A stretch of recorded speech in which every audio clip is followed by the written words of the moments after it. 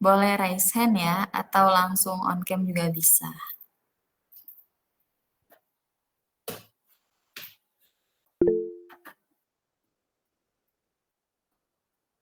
Bagaimana Ustazah? Sudah bisa langsung bertanya ya? Kita tampung dulu atau langsung dijawab? Langsung jawab aja ya. Jawab, baik. Kak Rosia Derani ya tadi yang raise hand. Boleh silakan dinyalakan mic-nya. Kalau mau on cam juga boleh sekali. Dan silakan disampaikan pertanyaannya. Baik, terima kasih Kak. Sebelumnya, Ustazah, Assalamualaikum warahmatullahi wabarakatuh. Waalaikumsalam warahmatullahi wabarakatuh. Saya Rosia dari Bogor. Saya ingin bertanya Ustazah. Sebelumnya saya mungkin ingin sedikit cerita gitu ya Ustazah. Biar nanti nyambung ke pertanyaannya.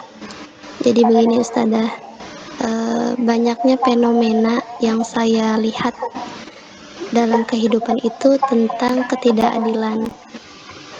Yang padahal yang sudah saya terapkan di mindset saya adalah keadilan, kejujuran gitu kan ya, sama halnya yang sudah diajarkan sama guru-guru ketika sekolah. Nah, ketika saya menemukan hal itu di dunia pendidikan, apalagi dalam tingkatan perkuliahan gitu Ustazah, ternyata banyak yang bertolak belakang, sehingga seperti menampar habis-habisan kita gitu. Apa yang kita ingin terapkan ternyata itu jauh sekali. Dan memang benar sekarang itu mayoritas orang tuh melihatnya hanya dengan tampilan luar saja gitu Ustazah.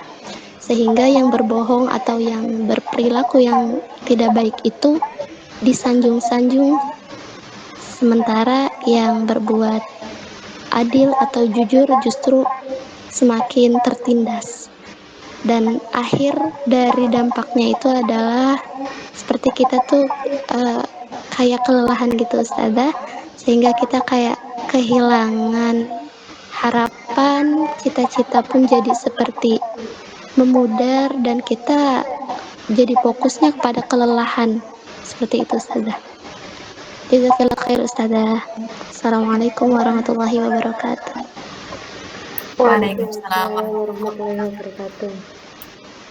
Nah, Masya Allah, pertanyaan dari Uti Rosia ini luar biasa ya, tentang keadilan dan juga fenomena realita dalam kehidupan sehari-hari kita. Ini pertanyaannya sangat dalam ya, tadi benar-benar dari hati. Jadi seakan-akan saya tadi meraba-raba pengalamannya Uti Rosia apa ya gitu ya. Tapi saya seakan-akan teringat kembali dengan fenomena yang pernah saya hadapi. Mungkin juga teman-teman juga lebih banyak pengalaman-pengalaman itu teman-teman semuanya. Terkadang ketika kita dalam kehidupan ya, kita dihadapkan pada realita yang seakan-akan membuat kita ternyata nggak semua orang itu baik ya gitu ya, ternyata nggak semua orang itu jujur, nggak semua orang itu sama value-nya dalam diri dengan kita. Nah akhirnya dulu mungkin ketika saya masih kecil itu merasa memberontak ya, kenapa ya ternyata orang-orang seperti ini gitu ya, kenapa sebuah sistem itu seperti itu dan lain sebagainya. Akhirnya apa teman-teman semuanya, dengan ilmu kita berproses semakin dewasa, semakin besar, kita masuk ke lembaga pendidikan, membuat kita sadar bahwa legowo itu adalah sebuah ilmu yang harus kita pelajari seumur hidup. Legowo itu adalah ikhlas ya. Ikhlas yang ya Allah sabar, ikhlas. Ya Allah sabar, ikhlas. Harus terus ditanamkan dalam diri kita. Kalau enggak stres sendiri teman-teman, karena hal-hal tersebut terkadang sudah mendarah daging gitu ya teman-teman semuanya. Kita sudah ikhtiar maksimal ya, maksimal sekali gitu ya. Tapi terkadang memang sebuah sistem itu sudah mendarah daging gitu teman-teman semuanya. Ini ya, izin bercerita pengalaman orang lain ya teman-teman semuanya. Di sekolahnya ketika waktu kecil di sekolahnya menuntut untuk contek-contekan, contek-contekan dalam sebuah ujian. Bahkan anak-anak yang pintar diminta untuk mencontekin teman-temannya yang lainnya ketika ujian. Nah, karena anak tersebut jujur, anak tersebut terus memegang prinsipnya, ya jujur, maka dia tidak mau untuk curang.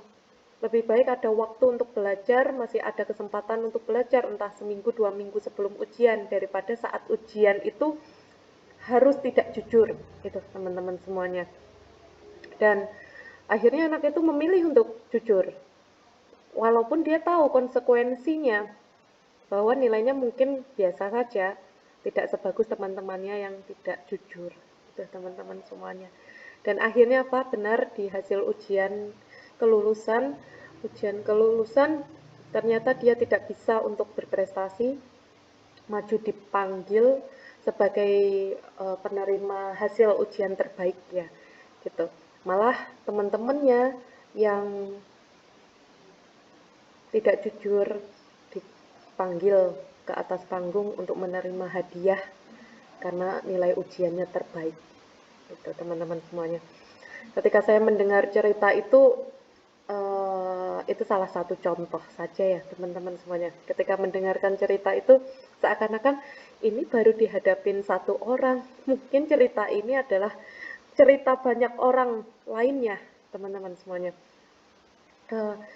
Akhirnya anak itu menangis ya teman-teman, menangis pada ibunya, menangis pada kakaknya, ayahnya gitu ya. Menangisnya karena apa ya teman-teman? Harusnya dia punya hak gitu ya. Dia punya hak untuk bisa maju di atas panggung menerima penghargaan nilai ujian. Tapi ingat, nilai ujian dinilai dari nilainya, bukan dari kejujurannya gitu. Yang bisa menilai kejujuran ya diri kita sendiri teman-teman.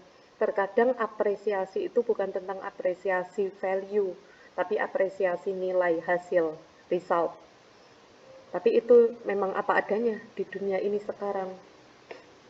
Tapi saya selalu sampaikan kepada orang-orang, menjaga integritas itu adalah identitas kita. Kejujuran adalah identitas kita. Maka tidak perlu menjadi orang kebanyakan yang tidak jujur, itu teman-teman semuanya. Dan akhirnya apa teman-teman, saya memotivasi anak itu ya, memotivasi agar bersabar. Memang dia tidak bisa maju di atas panggung itu, tapi dia cukup membanggakan keluarganya, dan juga Allah tersenyum kepada engkau nak, gitu ya, saya sampaikan kepada anak tersebut. Dan akhirnya sampai dia masuk ke jenjang sekolah berikutnya, teman-temannya sama, satu sekolah terbaik di daerah tersebut. Dan apa teman-teman, ini kisah nyata ya teman-teman semuanya. Dan akhirnya apa, si anak yang jujur itu menjadi anak yang berprestasi, anak yang aktif selama sekolah, kemudian juga bisa beradaptasi dengan baik dan berbeda dengan teman-temannya yang tidak jujur. Jadi saya tanya, bagaimana kabar A, B, C, D, E? Di sekolah nilainya jelek-jelek terus kak, gitu ya. Di sekolah dia diem aja, di sekolah gini. Ya Allah, sampai akhirnya anak tersebut dewasa, dan saya melihat progres anak itu dengan progres yang sangat-sangat bagus gitu teman-teman semuanya. Dan saya juga melihat, memantau teman-temannya yang memang terbiasa dengan ketidakjujuran gitu. Ya, intinya seperti itu untuk teman-temannya yang tidak jujur ya. Saya banyak belajar, itu salah satu contoh dari ribuan contoh yang mungkin teman-teman juga rasakan ya. Akhirnya apa teman-teman? Memang kejujuran adalah sebuah identitas dalam diri kita.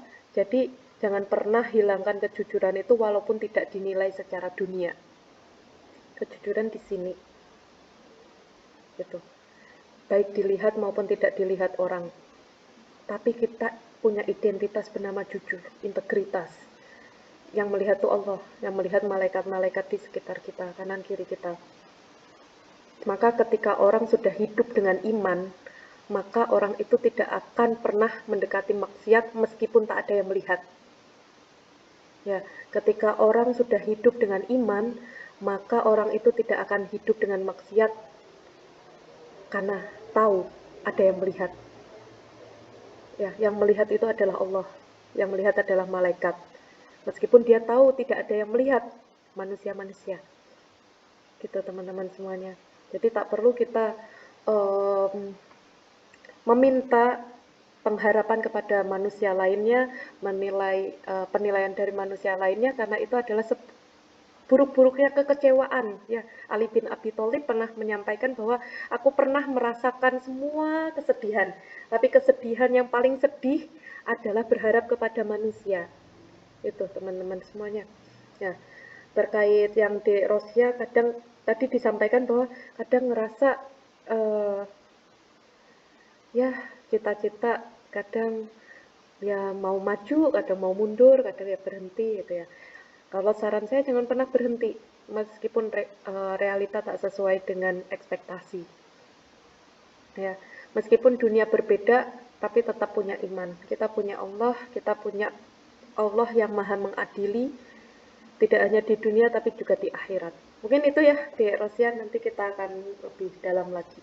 Karena ngomongin kejujuran, integritas tuh saya panjang sekali teman-teman semuanya. Itu ya. Semoga manfaat.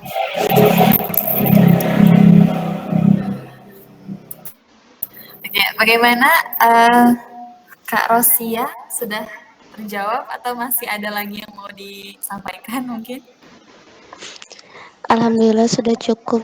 Terima kasih Kak Ustazah, cukup menenangkan hati. Ya, semangat selalu Uti Rosia, pejuang-pejuang integritas. Betul. Insya Allah Ustazah, bismillah. Minta doanya ya Ustazah. Ya. Seperti yang Ustazah Tirta sampaikan, sepertinya memang dari dalam hati yang, dari relung hati yang paling dalam gitu menyampaikannya. Ya, semangat selalu pokoknya.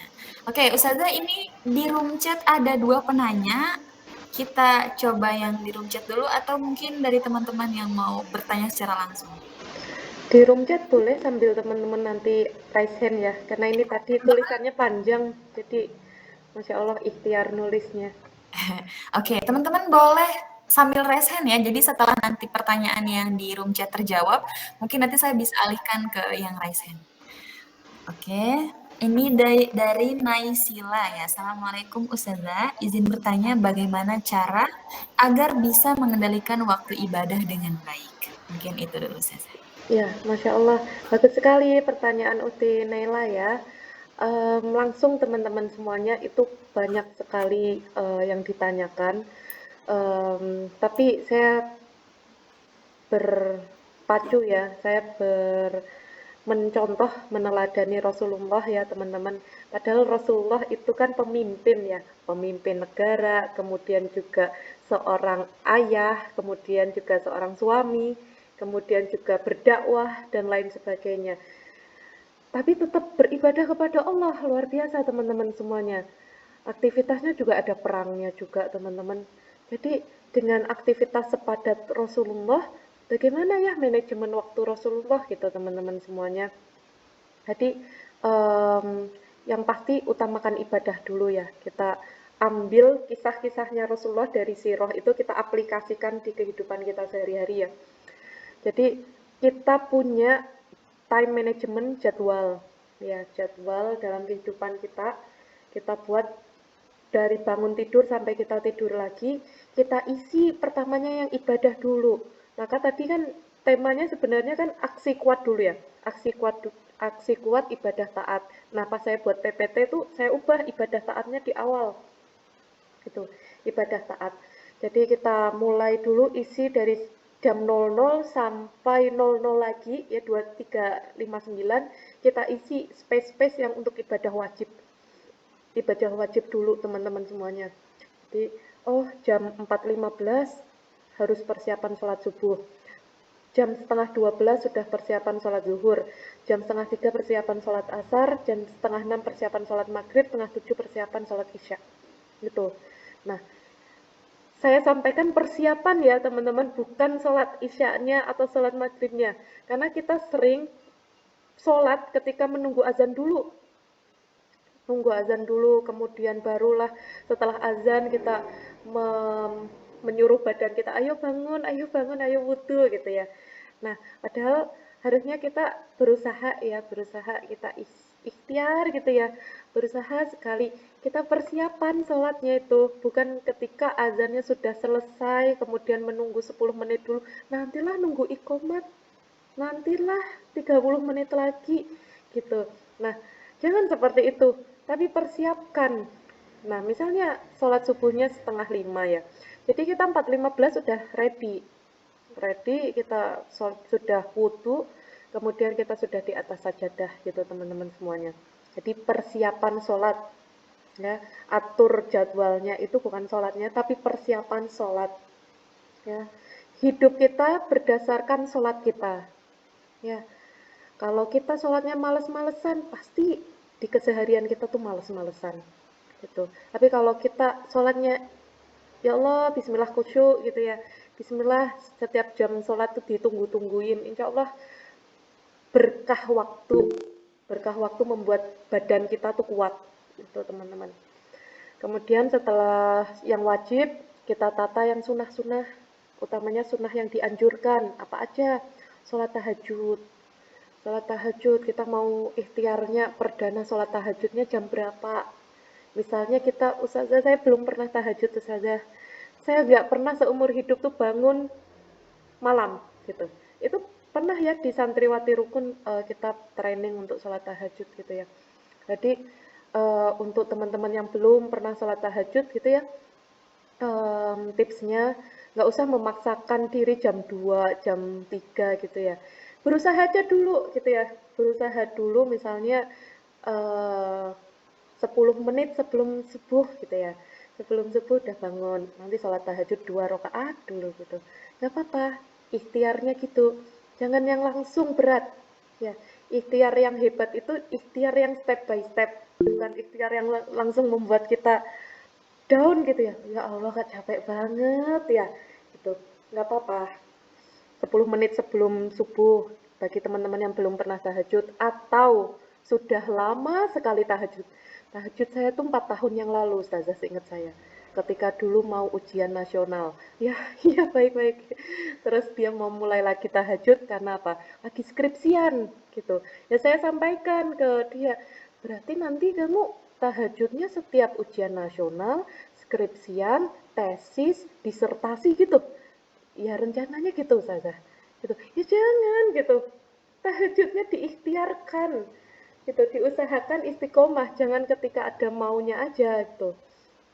Itu teman-teman semuanya, tahajud diisi, kemudian um, sunnah sunnah sebelum subuh jangan pernah lupa ya, 2 rakaat sunnah fajar. Kemudian juga teman-teman diisi dari pukul 6 ya, setengah 7 sampai jam 11 diisi, dilonggarkan waktunya 10 menit aja untuk sholat duha. Ya, pilih jamnya. Mana ya aku bisa nyempilin sholat duha gitu ya. Misalnya kuliah Ustazah padat gitu ya. Ya sebelum kuliah tuh sholat duha 2 rakaat dulu. Ustazah saya sibuk kerja gitu ya. Sesibuk apa pekerjaan kita sampai kita melalaikan kewajiban kita gitu, teman-teman semuanya. Itu pesan dari guru saya ya gitu ya. Terus kemudian yang berikutnya ngaji Al-Qur'an ya. Tadi yang wajib, yang sunnah, kemudian ngaji Al-Qur'annya. Jadi kita cek, oh saya bisanya ngaji itu dari waktu saya ba'da subuh atau ba'da asar atau ba'da maghrib atau sebelum tidur. Jadi jangan pernah kita menyisakan waktu untuk ngaji, tapi meluangkan waktu untuk ngaji. Itu teman-teman semua, buat jadwal itu. Terus kemudian apalagi jadwalnya. Misalnya ada waktu untuk belajar kitab, misalnya belajar Al-Quran, itu disisihkan waktu-waktunya. Nah, nanti ada space kosong itu bisa untuk aksi kuatnya, aksi kuat. Misalnya mau kuliah, mau bekerja, mau bersekolah, mau berdagang, mau kerja di kantor dan lain sebagainya, diisi waktu-waktu itu. Gitu. Kemudian untuk prestasi hebatnya dari sela-sela waktu itu mana yang bisa punya waktu kosong untuk prestasi-prestasi atau kontribusi-kontribusi. Misalnya teman-teman oh saya pengen ini buat pengajian ibu-ibu, saya pengen buat pengajian Zoom, saya pengen adanya kajian ini, kajian itu. Nah itu namanya kontribusi, sekecil apapun setidaknya hidup punya kontribusi untuk umat teman-teman semuanya. Nggak harus yang besar-besar, sesederhana apa yang bisa kita lakukan. Itu ya, buat jadwal, kalau perlu di print, ditempel tuh teman-teman. Jadi ikhtiarnya seminggu pertama saya ikhtiarnya adalah tidak akan telat sholat gitu. Nggak usah yang berat-berat dulu, yang itu dulu. Seminggu pertama atau nggak usah seminggu dulu. Ya Allah, Bismillah saya ikhtiarkan besok hari Sabtu. Bismillah ya Allah saya ikhtiarkan besok hari Sabtu saya udah ready sholat subuh persiapannya jam 4 saya udah ready ya Allah. Bismillah. Saya ikhtiarkan besok setengah 12 saya udah ready sholat zuhur. Saya niatkan, saya ikhtiarkan setengah 3 saya udah ready untuk nanti sholat asar. Setengah 6 saya udah ready untuk sholat maghrib. Setengah 7 saya ready untuk persiapan sholat isya. Dah, ikhtiar 1 hari dulu gitu ya. Jadi ketika nanti teman-teman kita banyak kajian ya, kajian di rukun, saya tuh seneng gitu ya membersamai para santriwati supaya ibadah itu nggak dianggap berat gitu. Tapi ibadah tuh sebuah challenge awalnya ya, challenge. Yuk Bismillah, yuk Bismillah bareng-bareng ya kita duha teman-teman. Yuk gitu. Nah akhirnya yang awalnya challenge, akhirnya jadi ketagihan, seneng deh sama ibadah. Itu mungkin ya Uti Nai. Makasih pertanyaannya. Ya, baik, Insya Allah. Kita langsung lanjut aja saja ke pertanyaan berikutnya ya. Tadi ada yang raise hand gak jadi nih. Mau ada yang nanya langsung mungkin? Nanti kita selang-seling dengan yang di room chat. Ada teman-teman? Oke, saya lanjut mungkin ya ke yang room chat. Ini ada pertanyaan Ustazah dari Mala Musyrifah. Assalamualaikum Ustazah, izin bertanya, kita sudah mengetahui kalau sebaik-baik perempuan sebagaimana yang disampaikan Rasulullah adalah yang tidak pernah melihat dan dilihat oleh laki-laki bukan mahram. Maka, bagaimana cara kita sebagai perempuan harus berprestasi namun tetap ingin berusaha mengamalkan yang disampaikan Rasulullah tadi?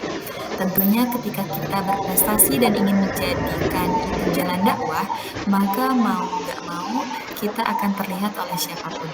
Jazakumullah khair Ustazah. Ya, Masya Allah, Uti Mala, terima kasih ya pertanyaannya bagus Kak. Belum. Ya, Masya Allah Uti Mala, terima kasih ya pertanyaannya bagus sekali. Ini relate sekali teman-teman semuanya, banyak ditanyakan juga untuk teman-teman semua. Saya pengen berprestasi, tapi saya ini gitu ya. Saya pengen gini tapi saya terhalang itu gitu dan lain sebagainya teman-teman. Makanya pentingnya kita ngaji, pentingnya kita berdiskusi sesama muslimah, kemudian juga pada guru-guru kita itu. Nah, saya tuh dapat nasihat dari guru saya ya teman-teman bahwa Aisyah itu um, adalah seorang perempuan ya yang sangat luar biasa. Beliau istri Rasulullah dan beliau adalah perempuan yang terkenal karena kecerdasannya, sangat-sangat cerdas. Beliau yang meriwayatkan hadisnya Rasulullah, jadi perkataan-perkataan Rasulullah beliau ingat gitu ya, ingat dan catat. Jadi ya, Masya Allah sekali. Dan beliau juga mengisi kajian gitu, pengajian untuk laki-laki maupun perempuan gitu dengan adab-adabnya. Dan kemudian belajar dari Bunda Aisyah ya, bahwa tidak ada yang menghalangi perempuan untuk berprestasi, tidak ada yang menghalangi perempuan untuk bisa tampil, untuk menjadi orang yang bermakna dan bermanfaat untuk dunia. Gitu. Banyak orang-orang yang cerita ke saya ya teman-teman. Saya pengen berkarir, tapi di karir saya nggak boleh pakai jilbab. Gitu. Jadi banyak juga. Nah, jangan sampai teman-teman hijab itu dijadikan alasan untuk kita tidak bisa berkarir, tidak bisa menggapai hal-hal yang ada di dunia ini gitu. Nah, berarti kalau gitu bukan tempatnya di situ. Kalau memang disuruh untuk lepas jilbab, kan kita udah tahu syariat. Orang-orang yang taat adalah orang-orang yang memenuhi syariat perintahnya Allah. dan menjauhi apa yang dilarang oleh Allah, maksiat-maksiat. Maka ketika ada sebuah tempat yang membuat kita, mengharuskan kita untuk meninggalkan syariat, ya tinggalkan tempat itu. Jadi bukan tinggalkan syariatnya, karena banyak sekali realita dalam kehidupan ini yang memaksa orang ya untuk meninggalkan syariatnya demi mendapatkan tempat dunianya. Tuh teman-teman semuanya pasti punya ini, teman-teman yang lainnya punya cerita-cerita yang relate gitu. Nggak boleh berkarir karena berhijab, nggak boleh begini karena kita begitu, dan lain sebagainya. Jadi ya memang tempat itu tidak pantas dengan hadirnya kita gitu. Kita terlalu valuable untuk di tempat tersebut gitu ya. Bukan kita yang nggak pantas ya di tempat itu, tapi tempat itu nggak pantas untuk kita gitu, karena kita terlalu valuable, kita terlalu bernilai. Jadi bukan kita malah insecure, ya saya nggak pantas di tempat itu karena saya begini. Nggak teman-teman, tempat itu yang tidak pantas untuk kita karena kita terlalu bernilai. Ya, orang yang bernilai, orang yang mematuhi syariat perintahnya Allah.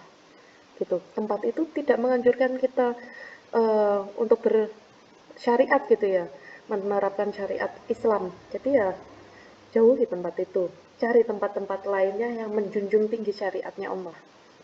Gitu. Kemudian ada lagi banyak hal-hal di realita kehidupan ini.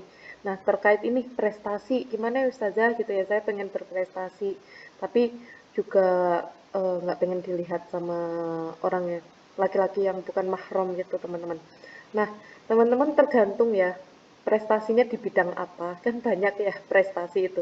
Saya detailkan ya beberapa prestasi-prestasi yang bisa kita capai sebagai muslimah.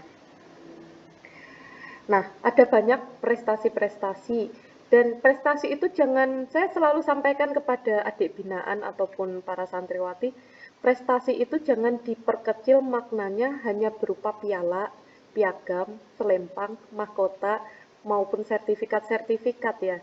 Tapi prestasi itu apapun, selama kita produktif di sana, karya-karya kita, kemudian kontribusi kita itu termasuk prestasi kita.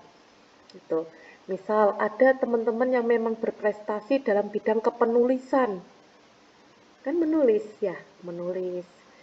Terus kemudian mencetak bukunya, menerbitkan, kemudian dibaca oleh orang-orang. Kan nggak perlu dilihat juga, nggak dilihat sama laki-laki juga kan teman-teman semuanya, yang dilihat karyanya. Ya. Kemudian teman-teman juga punya prestasi misalnya di bidang membuat desain dakwah ya, desain dakwah melalui Canva maupun Adobe atau tools lainnya ya. Kemudian didesain dengan baik, dengan cantik, kemudian bisa menggerakkan semangat orang untuk berhijrah, untuk melakukan kebaikan. Nah itu kan juga nggak dilihat oleh laki-laki juga teman-teman, kita membuat sebuah karya. Kemudian ada juga yang punya prestasi di bidang lainnya ya, banyak sekali prestasi-prestasi menulis, kemudian kesenian, kemudian juga teman-teman juga misalnya prestasi di bidang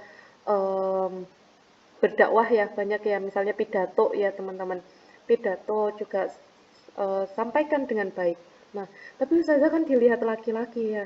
Nah, semuanya kan tergantung kita ya teman-teman. Pertama niat kita tampil, jangan sampai niatnya pengen dilihat orang. Ya niatnya karena kita pengen produktif, pengen ibadah pada Allah gitu. Jadi ya Allah, saya niatkan untuk pidato, untuk ikut lomba ini, lomba itu, untuk kebaikan-kebaikan, supaya upgrading skill saya, upgrade knowledge saya, dan lain sebagainya. Nah, maka dari itu, pertama niatnya, kemudian kita pakai anjuran-anjuran dari Allah ya, perintah dari Allah, pakai hijab yang menutup, pakai tidak perlu dekat-dekat dengan laki-laki, kemudian cukup komunikasi dengan laki-laki secukupnya, kemudian tidak perlu mendayu-dayu, kemudian tidak ada komunikasi yang lebih daripada kepentingan kita, gitu teman-teman. Jadi kita punya adab-adabnya komunikasi dengan laki-laki, sehingga ketakutan itu bisa kita atasi. Yang penting saya niatnya berprestasi mengenai interaksi dengan laki-laki, ya udah saya batasi gitu teman-teman. Misal ya, saya sharingkan ya, di rukun itu di rumah Quran Nur Hidayah ada kelas laki-laki, ada kelasnya untuk ikhwan ya. Kemudian padahal saya itu nggak pernah komunikasi sama laki-laki. Dari awal rukun berdiri 2020, Rumah Quran Nur Hidayah, kelas online itu nggak pernah ada kelas laki-laki, walaupun banyak santriwati yang minta, Ustazah, anak saya pengen kelas laki-laki di rukun, pengen belajar ngaji di rukun, suami saya pengen belajar ngaji di rukun, ada kelas laki-laki dong, Zah, gitu. Dari 2020 saya nolak teman-teman, karena apa alasannya? Saya nggak pernah komunikasi sama laki-laki, jadi nanti gimana cara ngobrol sama pengajarnya, kemudian juga nanti saya ngobrol sama santrinya gimana gitu, saya tolak gitu, ya nanti ya bunda gitu ya. Tuh kemudian 2021 semakin banyak yang minta, ayo Ustazah, saya sampai nanti ya bunda, 2022 nanti ya, 2023 saya juga bilang nanti ya gitu. Nah akhirnya pengurus rukun, uh, Ustazah insya Allah kita siap untuk ada kelas laki-laki gitu. Terus yang saya sampaikan, sayanya yang nggak siap, saya nggak bisa komunikasi sama laki-laki, saya ngelihat laki-laki aja jarang gitu. Terus gimana ya? Um, Terus akhirnya para pengurus sepakat, yaudah Ustazah, nanti insya Allah kita akan ada pengurus laki-laki dan nanti komunikasinya antara pengurus perempuan dan pengurus laki-laki kita sesuaikan dengan kebutuhan, dan nanti pengurus laki-laki yang akan komunikasi ke ustadznya gitu. Jadi nggak ada komunikasi ustazah secara langsung kepada santrinya, kepada ustadznya gitu. Nah, kita udah buat perjanjian seperti itu, ya udah kalau kayak gitu, yang penting saya nggak komunikasi sama laki-laki ya. Saya siap kalau gitu untuk rukun ada kelas laki-laki. Yang penting saya nggak komunikasi sama laki-laki. Gitu. Ya, akhirnya dibuka teman-teman. Desember 2023 kita buka kelas laki-laki sampai sekarang ya udah yang komunikasi ya pengurus-pengurus laki-laki gitu. Jadi cara kita menjaga diri itu dengan sebaik-baiknya gitu ya. Kalau nggak butuh komunikasi ya nggak usah komunikasi. Kalau misalnya nggak butuh koordinasi yang berlebih ya nggak usah gitu teman-teman. Gitu. Nah kadang kan kalau kita berprestasi kadang ada ini ya lawan jenis gitu ya di perlombaan, ataupun kita ngetim sama sama teman laki-laki kita. Jaga diri, yang bisa jaga diri kita ya diri kita, dan minta pertolongan Allah. Mungkin itu ya Uti Malak, semoga bermanfaat. Ya, Masya Allah sekali ya, sangat relate sekali. Tadinya saya pikir masih belum ada Ustazah, kelas laki-laki. Ternyata sudah ya, Masya Allah. Oke, kita lanjut. Teman-teman ada yang mau bertanya langsung mungkin? Boleh raise hand? Atau kita lanjut yang di room chat? Oke, kita lanjut yang di chat dulu ya. Baik, ini ada pertanyaan Ustazah dari Mariam Anjah. Assalamualaikum Ustazah, punten izin bertanya, bagaimana caranya agar kita benar-benar memaafkan seorang yang sudah zalim kepada kita? Karena perkataan orang itu sangat menyakiti hati saya Ustazah, Masya Allah. Kadang dalam beberapa waktu sudah memaafkan, tapi ketika teringat kembali rasanya masih sangat sakit Ustazah. Boleh langsung dijawab Ustazah. Oh, Masya Allah, Uti Mariam ya, Uti Mariam dari Sunda kah?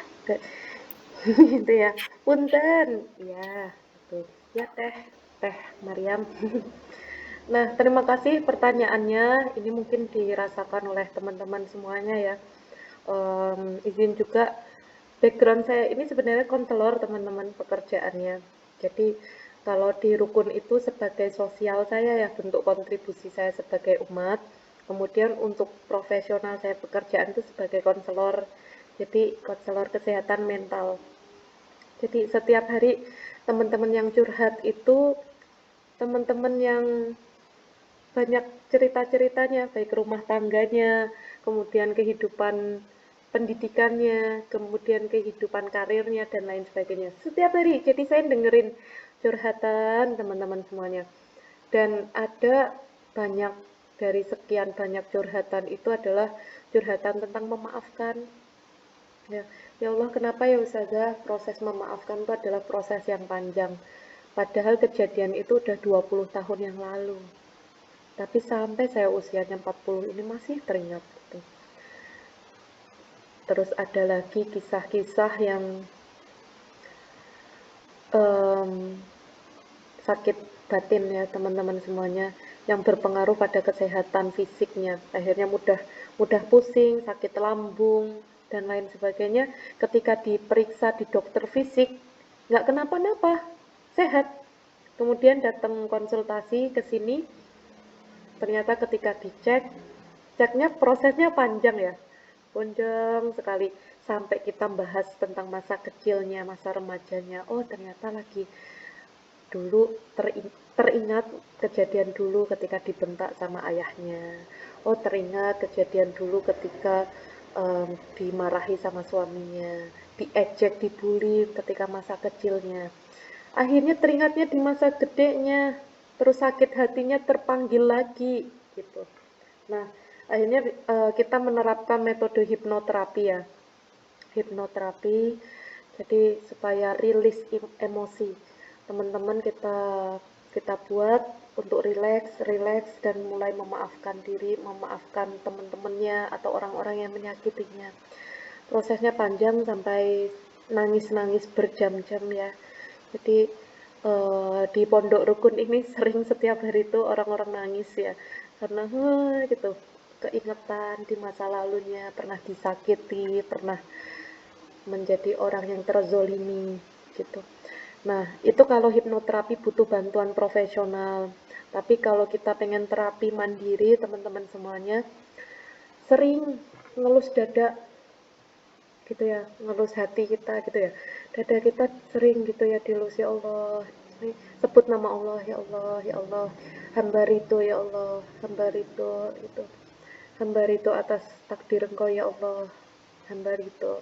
Sering ngelus dada. Terkadang kita rindu diri kita, jadi sering ngomong sama diri sendiri, wahai Tirta, kamu hebat ya, kamu udah melalui ini ya, kamu sudah berjalan sejauh ini ya.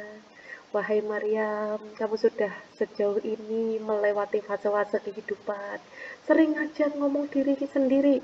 Kita terlalu banyak ngomong sama orang lain, tapi lupa ngomong sama diri sendiri. Tuh. Sering kayak dah gitu. Ada namanya butterfly terapi ya. Butterfly terapi itu jadi kita meluk diri kita sendiri. Mungkin gini. Jadi kita meluk diri kita sendiri. Ya Allah, terima kasih wahai diriku, Engkau sudah berjalan sejauh ini, sudah melewati fase-fase yang berat dalam hidup, kemudian bisa tangguh dalam menjalani kehidupan. Terima kasih ya. Jadi meluk diri sendiri, itu butterfly terapi. Meluk diri sendiri, memotivasi diri sendiri. Ya Allah, saya sayang sama diri saya. Ya Allah, terima kasih. Badan saya kuat menghadapi kegiatan fisik yang berat. Itu yang pertama tadi ngelus dada, yang kedua bisa pakai butterfly terapi untuk memotivasi batin kita ya. Kemudian yang ketiga, sering kirim Al-Fatihah untuk diri kita sendiri.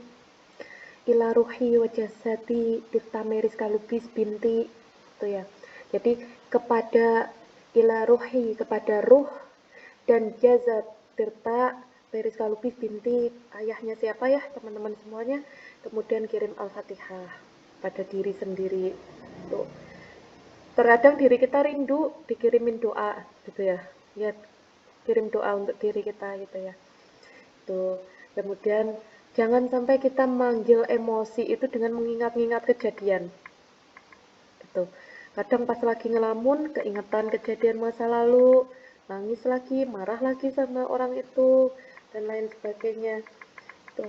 Ingat teman-teman, ini nasihat dari guru saya ya, teman-teman semuanya, bahwa orang-orang dihadirkan dalam hidup kita itu punya tujuan. Orang-orang dihadirkan dalam hidup kita punya tujuan, baik mereka yang baik hati untuk menyenangkan hati kita, baik mereka yang buruk hatinya sedang hilaf untuk membuat kita sabar. Gitu. Karena hidup ini serba seimbang, bermacam-macam jenis manusia. Kalau kita dihadapkan dengan orang baik terus, akhirnya kita nggak paham makna sabar itu apa. Tuh, ya Allah, berilah hamba kesabaran seluas samudra. Nah, akhirnya sama Allah diberikan ujian-ujian untuk melatih kita menjadi orang yang sabar. Ya, kadang kita juga berdoa, ya Allah, jadikanlah hamba orang yang kuat, gitu ya. Allah latih diri kita menjadi orang yang kuat dengan cara memberikan ujian kepada hidup kita untuk kita lewati, gitu. Jadi nggak apa-apa orang baik untuk menyenangkan hati kita, orang yang sedang tabiatnya buruk untuk mengajarkan kita makna kesabaran. Itu teman-teman semuanya. Semoga lekas sembuh, semoga bisa berdamai dengan dirinya dan masa lalunya. Semangat Uhti Maryam.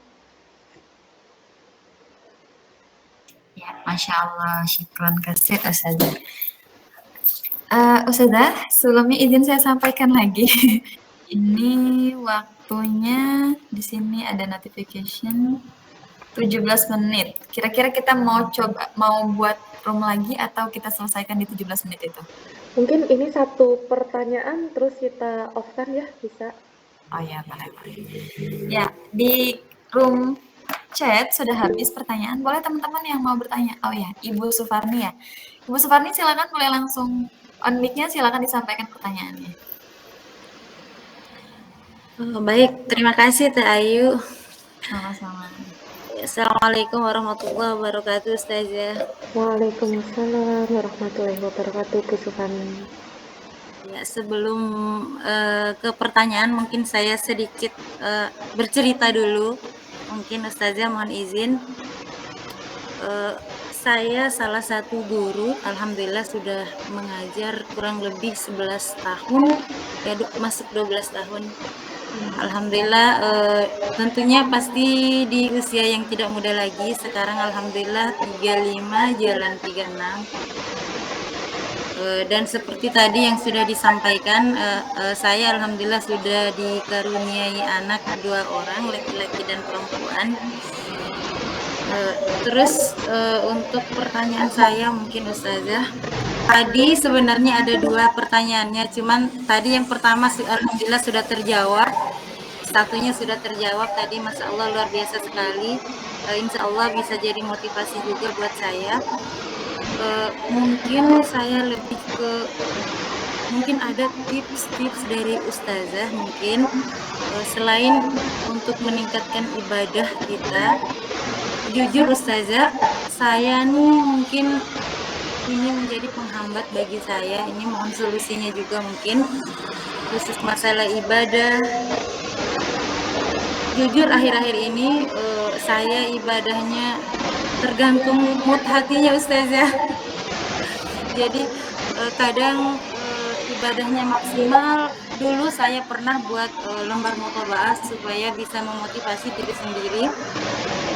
Jadwal hariannya saya buatkan, misalkan hari ini yang tidak saya jalani, hal apa besok saya perbaiki. Alhamdulillah berjalan, namun pada akhir-akhir ini saya kurang maksimal, entah kenapa, saya juga kurang paham. Tapi yang saya rasa ketika saya ingin seperti tema kita pada malam hari ini, saya ingin mencoba aktif atau ingin menggali hal-hal lainnya. Di satu sisi ibadah saya malah jadi berkurang dari sebelumnya. Jadi mungkin saya minta ada tips khusus mungkin dari Ustazah, supaya selain kita bisa berprestasi, mungkin ibadah kita tidak naik turun begitu Ustazah. Kalau saya ini jujur masih belum stabil begitu. Kalau kemarin-kemarin alhamdulillah berjalan dengan baik, tetapi ketika ada kesibukan urus sekolah, anak di rumah segala macam, kadang belum stabil begitu Ustazah. Mungkin itu saja, jazakumullah khair Ustazah Teh Ayu. Ya, Masya Allah. Terima kasih Bu Suparni. Salam kenal ya. Iya. Ini, Masya Allah, semangat Bunda. Ya, Insya ini karena waktunya ini ya, tinggal 15 menit, nanti juga Teh Ayu akan menyampaikan kesimpulan, juga penutup. Em, kita langsung ya jawabnya, moga-moga ada nanti sesi-sesi berikutnya. Insya Allah di Rukun, kita ada series perempuan inspiratif. Jadi saya bahas tentang empat muslimah yang dijamin masuk surga. Siapa aja? Maryam, Khadijah, terus Fatimah, kemudian Asiyah ya, teman-teman 4. Jadi setiap seminggu sekali kita akan bahas itu. Kemudian itu untuk motivasi kita, karena di era sekarang itu terkadang inspirasi kita itu bias. Orang-orang yang muncul di layar televisi, muncul di kabar berita, akhirnya kita jadikan beliau-beliaunya inspirasi. Padahal kalau kita tilik lebih dalam, beliau secara syariat Islam atau tuntunan agama kita ya, agama Islam, beliau sangat jauh gitu teman-teman semuanya. Padahal kita ada sosok-sosok inspirasi yang perlu kita jadikan teladan. Maka di Rukun kita buat series muslimah inspiratif supaya kita nggak bias inspirasi kita siapa gitu. Nah, gimana nih biar kita imannya istiqomah gitu ya? Ya wajar teman-teman, saya pun juga gitu ya, sering bawah, naik dikit, bawah lagi, ya Allah gitu ya. Yang pertama doa, teman-teman doa kepada Allah, minta kepada Allah. Ini saya cepet aja ya doa. Kemudian yang kedua ya, sering baca sirah Nabawi, kemudian baca kisah-kisah orang-orang yang taat kepada Allah. Baca buku-buku kitab-kitabnya buat kita insecure. Insecure. Ya Allah ibadahnya Masya Allah sehari sholat berapa, ada yang 1000 rakaat, ngaji satu hari bisa 1 khatam gitu ya. Ya Allah gitu. Nah, gak apa-apa kita insecure perihal ibadah gitu. Terus kemudian yang ketiga ya, yang mungkin jadi terakhir ya, ini tips yang terakhir nih. Um, ini tinggal 11 menit. Yang ketiga itu, teman-teman, kita pentingnya punya lingkungan yang mendukung, komunitas, yang mendukung. Tadi pastikan kita punya komunitas dakwah, punya komunitas Quran, punya komunitas ibadah. Nah, dan di Rukun memfasilitasi itu teman-teman semuanya. Kan teman-teman baru ya kenal Rukun. Nah, makanya pada malam hari ini saya pengen ngajak teman-teman untuk bergabung di Rukun, di Rumah Quranul Hidayah, sama-sama kita bareng-bareng bentuk sebuah atmosfer atau lingkungan yang baik untuk pertumbuhan hijrah kita. Sehingga kita ngerasa ibadah atau hijrah itu nggak sendirian, hijrah juga sama teman-teman lainnya, gitu. Nah, saya merasakan manfaat ya ketika saya membersamai di Rukun, saya melihat para santriwati saya semangat untuk belajarnya, kemudian semangat untuk ibadahnya, kemudian ngechat saya, ya Allah Ustazah hari ini saya nggak duha karena tadi saya gini-gini, mohon maaf ya Ustazah gitu ya. Ya Allah, mohon maafnya bukan ke saya gitu ya, ya ke Allah gitu. Nah, jadi penting sekali kita punya komunitas. Siapa yang peduli sama ibadah kita? Siapa yang peduli sama sholat kita? Siapa yang peduli dengan ngaji kita? Apakah kita hari ini sholat? Ataukah kita hari ini ngaji? Ya mungkin orang lain nggak peduli teman-teman. Tapi ketika kita punya komunitas, orang lain peduli. Ayo Uti, semangat ngajinya, semangat kelasnya. Nanti malam kita kelas ya. Nanti malam kita kajian ya sama Ustazah A, B, C. Gitu. Kalian punya punya uh, circle sisterillah ya. Jadi muslimah yang menguatkan gitu ya, itu terkait ibadah utamanya. Saya tadi baca quotes di Instagram, tulisannya gini, ketika saya berkumpul dengan pecinta dunia, seakan-akan saya tertinggal di dunia ini. Tapi ketika saya berkumpul dengan pecinta ilmu, seakan-akan saya terlalu mengejar dunia. Gitu teman-teman. Masya Allah ya. Pentingnya kita berkumpul dengan pecinta ilmu, supaya kita sadar kita terlalu jauh mencintai dunia, mengejar dunia. Gitu teman-teman. Mungkin itu teman-teman, saya sekali lagi ya ngajak teman-teman bergabung di rukun, tapi kuotanya kan 15 muslimah untuk periode ini, dan sudah terisi 7 muslimah. Jadi mungkin mohon maaf punten gitu ya. Hanya 8 orang yang bisa ikut di rukun. Di sini ada 30 muslimah ya. Nanti cepet-cepetan aja. Rukun itu adalah kelas mengaji online. Ya, belajar tahsin maupun tahfidz Quran. Tapi kita ada kajian-kajiannya. Jadi kita butuh 8 muslimah untuk mengisi kuotanya. Pastikan cepet-cepetan teman-teman untuk bergabung. Saya tulis nomor saya. Kalau mau konsultasi boleh langsung daftar, boleh malam ini ya, tapi 8 orang saja. Saya harap teman-teman langsung ngechat, nanti langsung daftar nama ya, nama, kemudian mau kelas ikut membaca Al-Quran, jadi kelas belajar baca Al-Quran atau kelas menghafalkan Al-Quran ya. Boleh dua-duanya, boleh gitu, insya Allah boleh. 1 orang bisa 2 kuota kayak gitu. Itu jadi saya ajak teman-teman 8 orang, bisa eksklusif nanti ketemu dengan para ustazah yang lainnya. Jadi nggak saya aja, tapi saya bersamai teman-teman 15 itu insya Allah. Kelas belajar membaca Al-Quran dan juga kelas menghafalkan Al-Quran. Itu ketika kita udah masuk kelasnya intensif, 15 orang satu kelas gitu ya, kita akhirnya punya circle yang membuat kita ngerasa nggak sendirian. Uti Sufarni sudah sholat ini belum? Uti sudah ngaji ini belum? Udah duha belum? Gitu ya. Siapa lagi yang nanyain kayak gitu kalau nggak circle hijrah kita? Ya teman-teman semuanya, mungkin itu tinggal berapa menit nanti saya beri waktu di Ayu. Saya closing statement.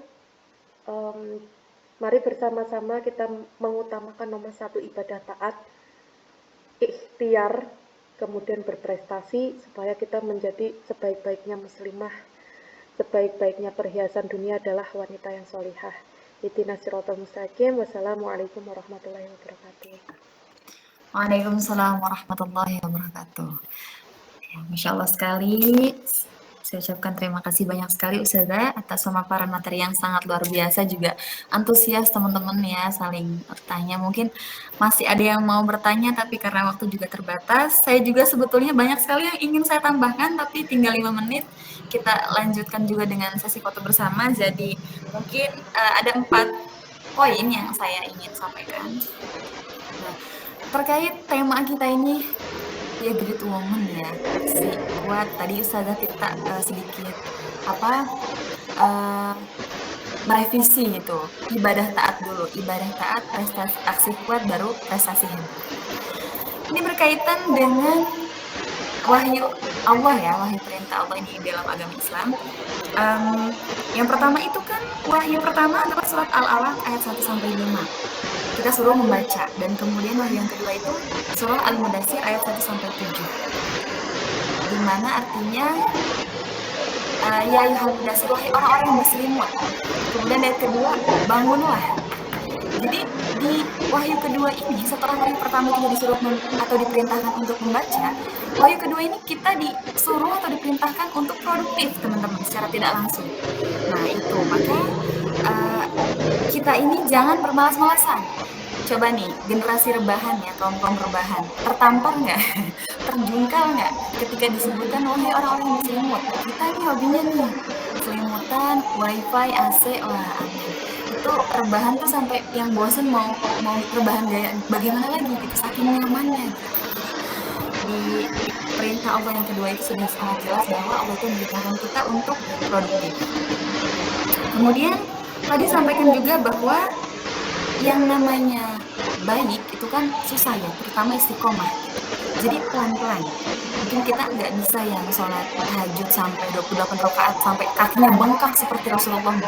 Kita pelan-pelan 2 rakaat, Kemudian dimulai dulu mungkin dengan perbaiki sholat wajibnya dulu, baru setelah itu sunnah-sunnahnya yang tadi disampaikan. Nah, jadi ibadah taat kita list dulu nih ibadah-ibadah yang kita bisa lakukan. Kemudian setelah itu baru diisi dengan aksi kuat, yaitu kira-kira produktivitas apa sih yang kita bisa kontribusi nih untuk bangsa Indonesia ya, untuk seluruh alam lah, untuk semua manusia, semua golongan, semua kalangan. Nah, kemudian berikutnya yaitu iman itu al-imanu yazidu wa yanqus. Jadi orang yang sekalipun memang misalkan dia kita rasa ya sudah tinggi sekali tingkatan imannya, Masya Allah, justru itu godaannya lebih berat lagi. Iman itu naik turun, bertambah karena ketaatan dan berkurang karena kemaksiatan. Makanya itu bagaimana cara kita untuk meningkatkan iman kita ya dengan circle yang positif. Karena circle yang positif itu, lingkungan itu menurut saya pribadi sangat mempengaruhi hidup kita 50% ya. Karena kita ini adalah dengan siapa kita bergaul, dengan siapa kita berteman, dan apa yang kita baca, dengan apa yang kita tonton. Nah, jadi dan apa yang kita lihat. Jadi teman-teman, itu sangat mempengaruhi sekali, makanya itu kita harus membuat circle yang positif dan melakukan hal-hal yang positif supaya tadi keinginan kita senantiasa bertambah. Mungkin itu karena waktunya sudah semakin sedikit ya. 2 menit. Oke, di 2 menit ini sebelumnya saya mungkin sambil tutup dulu ya. Saya ucapkan terima kasih banyak sekali kepada teman-teman semua yang sudah sangat antusias sekali, sudah berkenan untuk membersamai kajian pada malam hari ini. Juga saya ucapkan terima kasih terutama untuk teman-teman dari Madrasah Beragama yang sudah meluangkan juga ya dari Samanera. Jadi Samanera ini Ustazah, kalau di Islam ada santriawan, santriawati. Nah, kalau di Buddha sendiri itu ada Samanera dan santriawan. Jadi mereka itu ada yayasannya, sama seperti pondok pesantren. Saya ucapkan terima kasih dari Yayasan Buddha Wihara Metta Kota Serang. Kemudian juga dan tadi menyempatkan hadir walaupun kebetulan malam ini setiap malam Sabtu mereka ada jadwal kebaktian dan mereka berusaha menyempatkan hadir. Dan saya juga ucapkan terima kasih juga kepada teman-teman dari Protestan dan Katolik yang sudah berkenan juga menyempatkan walaupun besoknya juga mau ibadah juga. Jadi Masya Allah luar biasa sekali. Dan mudah-mudahan nanti kita bisa sering sharing lagi dan melakukan kajian-kajian. Ya. Kemudian berikutnya sebelum kita foto bersama, kita tutup dulu. Saya izin menyampaikan atau memandu dengan doa kafaratul majelis. Subhanakallahumma wa bihamdika asyhadu an la ilaha illa anta astaghfiruka wa atubu ilaik. Ucapkan terima kasih. Sebelumnya boleh teman-teman on cam dulu kita sesi foto bersama. Sudah mau mati.